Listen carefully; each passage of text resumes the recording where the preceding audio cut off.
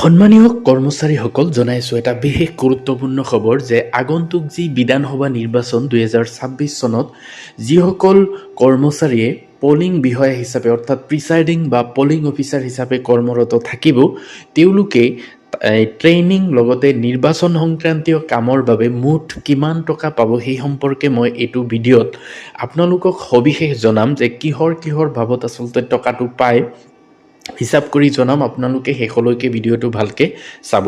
আচলতে ফেচবুকত মই এনেকুৱা এটা দেখা পাইছোঁ যে এই যিটো প্ৰিচাইডিং অফিচাৰ বা পলিং অফিচাৰে কিমান পাব বুলি ইয়াত লিখা আছে, কিন্তু অসমত চাগে এইটো নহয়, কাৰণ 2024 চনত MP ইলেকশ্যনত যিটো পইচা দিছিলে, কিহৰ ভিত্তিত পইচা দিছিলে সেইটোৰ ওপৰত মই হিচাপ কৰিছোঁ আৰু আপোনালোকক সেই সম্পৰ্কেই মই এইটো ভিডিঅ'ত দেখুৱাম। এইটো নহয়, আচলতে এইটো অসমৰ নহয়, বাহিৰৰ হ'ব।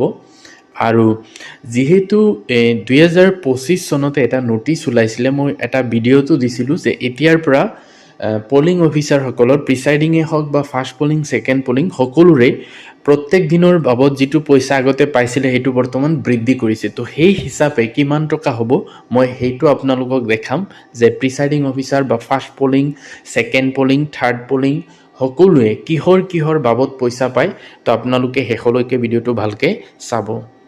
কেলকুলেশ্যন ডিটেইলছটো ইয়াতে আছে, চাওক যে এজন কৰ্মচাৰীয়ে প্ৰিচাইডিং অফিচাৰ তেখেতৰ ট্ৰেইনিঙৰ ডেইজ অৰ্থাৎ 3 দিন ট্ৰেইনিং কৰোৱা হয়, আৰু সেইবাবে তেওঁলোকে যিহেতু এতিয়া প্ৰিচাইডিং অফিচাৰৰ পাৰ ডে ৰেট হ'ল 500, তেনেকৈ 3 দিন পাব। তো 3 × 500 আৰু প্ৰি পল ডে অৰ্থাৎ ভোটৰ আগদিনা যে যায় তাৰ কাৰণে পায় 500 টকা, DA 500 আৰু লগতে ৰিফ্ৰেছমেণ্ট তাৰ বাবে আগতে 150 টকা দিছিলে। তো সেইকাৰণে মই 150 টকা ইয়াত ৰাখিছোঁ 2024 চনৰ MP ইলেকশ্যনত। তো টোটেল এনেকৈ হয় 2650 টকা। আৰু পল ডে অৰ্থাৎ যিদিনা ভোট হয় সেইদিনা কিমান পাব চাওক, যে পল ডেৰ কাৰণে ₹500, DA অৰ্থাৎ ডিয়াৰনেছ এলাউন্স 500 পাব সেইদিনৰ কাৰণে, আৰু 1 ডে ৰিফ্ৰেছমেণ্টৰ বাবে পায় 150, আৰু কণ্টিজেঞ্চি মানে কিবা বিশেষ দৰকাৰী কাম থাকিলে তাৰ কাৰণে আচলতে 100 টকা দিয়ে, বা কিবা বিশেষ পৰিস্থিতিত যিহেতু প্ৰিচাইডিং অফিচাৰে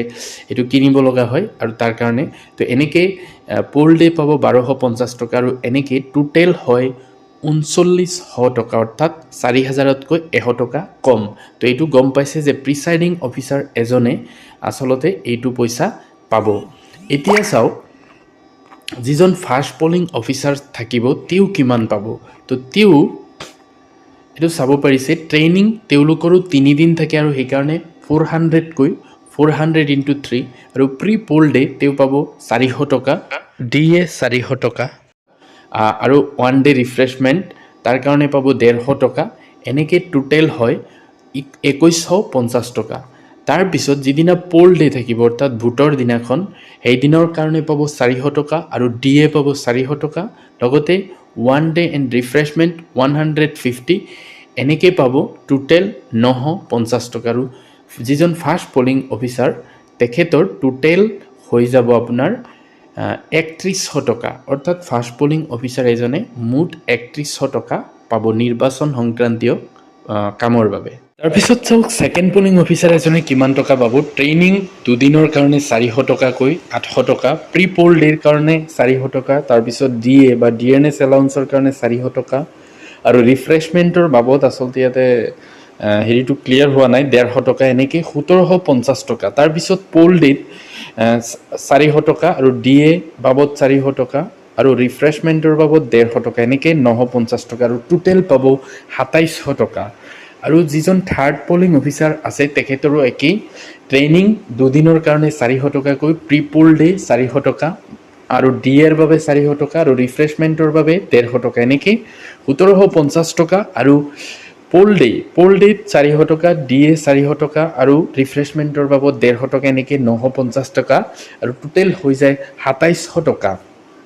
হয়তো ইয়াতকৈ বেছিও পাব পাৰে যদিহে ৰিফ্ৰেছমেণ্টৰ পইচাটো আৰু অকণমান বঢ়াই দিয়ে। তো এনেকৈ আচলতে আগন্তুক যি বিধানসভা নিৰ্বাচন আছে হয়তো প্ৰত্যেকজন পলিং বিষয়াই এনেকুৱাকৈ পইচাটো পাব। যিহেতু ফেচবুকত সেই বস্তুটো মই পাইছিলোঁ, সেইটো আচলতে অসমৰ নহয়, তাতে পইচাৰ পৰিমাণটো কম আছিলে, হয়তো ইয়াতকৈ আপোনালোকে বেছিও পাব পাৰে। তো যদি ভিডিঅ'টো ভাল লাগে মোৰ লাইক এটা কৰি দিব আৰু মোৰ চেনেলটো ছাবস্ক্ৰাইব কৰি থ'ব এনেকুৱা দৰকাৰী ইনফৰমেশ্যনবিলাক আগলৈ পাই থাকিবলৈ। Thank U.